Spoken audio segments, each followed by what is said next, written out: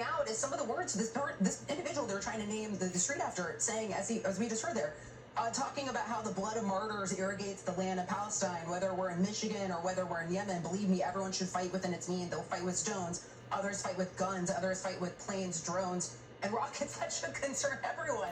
And I think we're in this place as a country, and even just globally, we're having these conversations about, immigration, both legally and illegally. And now the mayor was born here in America, in Dearborn, Michigan, but his parents did immigrate here, right? And we're seeing a larger percentage of the country, 15.8% of America now are foreign-born, both legal and illegal. And it just raises questions about what does this all lead to inevitably.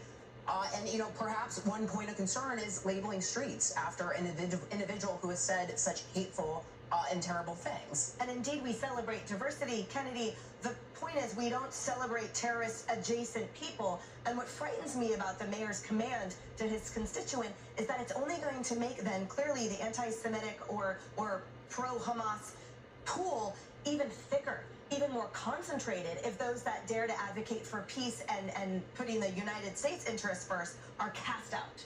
Yeah, it reminds me of Antelope, Oregon, when the Rajneeshis moved in. And, they did what I've been telling rational parents do on school, where it's like they ran for every seat on the city council and changed all the laws to benefit them, just assuming that anyone who opposed them would just throw up their hands and move out.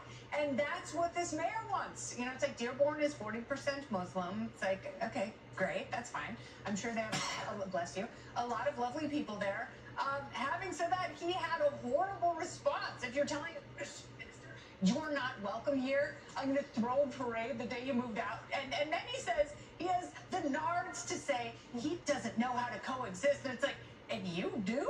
Like, that's your big defense, is like, move out. It's like, it wasn't throw, it was launch a parade. Yeah, flip this around. If a Christian mayor had said to a Muslim constituent, you're not welcome here, it would be leading disaster stories everywhere. Exactly, and rightly so. So where's the outrage here?